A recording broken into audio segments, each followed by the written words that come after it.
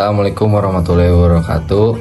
Kenalkan, nama saya Muhammad Nadir Gaisa. Saya dari SMA 11 kelas 108. Di sini saya akan menjelaskan tentang kerajaan Demak dengan zikra.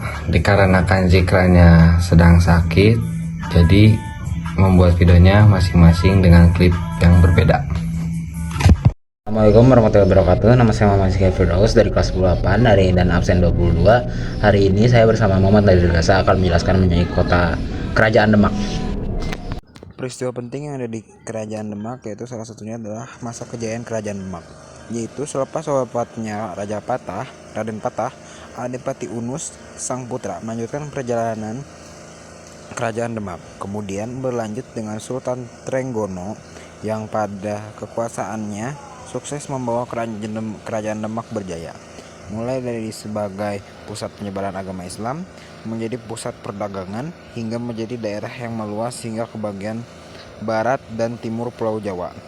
Sayangnya, pada tahun 1546 Masehi, Sultan Trenggono wafat dalam pertempuran di Pasuruan.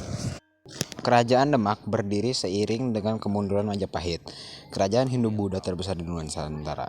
Menurut beberapa sumber sejarah seperti Babat Tanah Jawi dan sejarah Banten, pendiri kerajaan Demak adalah Raden Patah, putra dari Raja Majapahit Brawijaya kelima, dengan seorang putri Cina yang masuk Islam.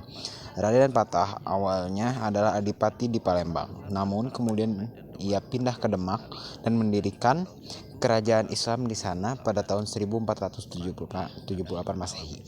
Raden Patah mendapat dukungan dari Wali Songo, 9 tokoh penyebar Islam di Jawa. Salah satu dari Wali Songo yang paling berpengaruh adalah Sunan Ampel, yang menjadi guru dan mertua Raden Patah. Sunan Ampel juga membantu Raden Patah dalam menghadapi serangan dari Majapahit yang masih ingin mempertahankan kekuasaannya. Kerajaan Demak, nama-namanya dan juga keterangannya. 1. Raden Patah. Raden Patah adalah pendiri kerajaan Demak. Beliau adalah putra Rajapahit dengan perempuan asal Cina yang sudah memeluk Islam. Raden Patah menjadi pemimpin kerajaan Demak pada tahun 1500 Masehi sampai 1518 Masehi. Selama Raden Patah memimpin kerajaan Demak, menjadi pusat dari penyebaran Islam dengan peran sentral Wali Songo. Menurut sejarah, periode ini merupakan fase awal perkembangan Islam di tanah Jawa. Yang kedua, Adipati Unus.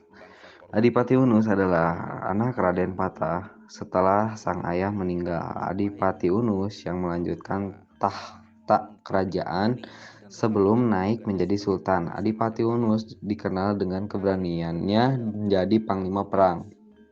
Bahkan, Adipati Unus mendapatkan julukan sebagai Pangeran Saberang Lor. Pada tahun 1521 Masehi, Adipati Unus memimpin penyerbuan ke Malaka untuk melawan Portugis. Sayangnya, beliau gugur dalam pertarungan tersebut. Yang ketiga, Sultan Trenggono. Sultan Trenggono memimpin kerajaan Demak setelah Adipati Unus meninggal dunia.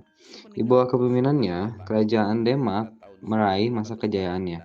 Bagaimana tidak, Sultan Trenggono berhasil memperluas kekuasaan sampai ke Jawa bagian barat dan timur. Namun, ketika menyerang Panarukan, yang ketika itu dikuasai kerajaan Belambangan, Sultan Trenggono mengalami suatu insiden yang membuatnya terbunuh. 4. Sunan Prawata. Sunan Prawata adalah anak dari Sultan Trenggono. Akibat Sultan Trenggono yang meninggal mendadak, kekuasaan Sunan Prawata terancam.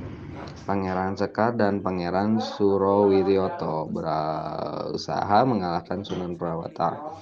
Hasilnya, Sunan Prawata berhasil membunuh Pangeran Surowiyoto lalu menduduki kekuasaan. Namun, insiden tersebut membuat dukungan pada kekuasaan menjadi surut. Beliau kemudian memindahkan pusat kerajaan dari Demak ke wilayahnya di Prawoto, Pati, Jawa Tengah. Sayangnya, Sunan Prawata hanya menjabat 1 tahun karena terbunuh pada tahun 1547 Masehi. Itu dia beberapa nama kerajaan terkenal Denmark. Nah, runtuhnya kerajaan Denmark. Pemerintahan kerajaan Denmark berakhir pada masa pemerintahan Arya Penangsang.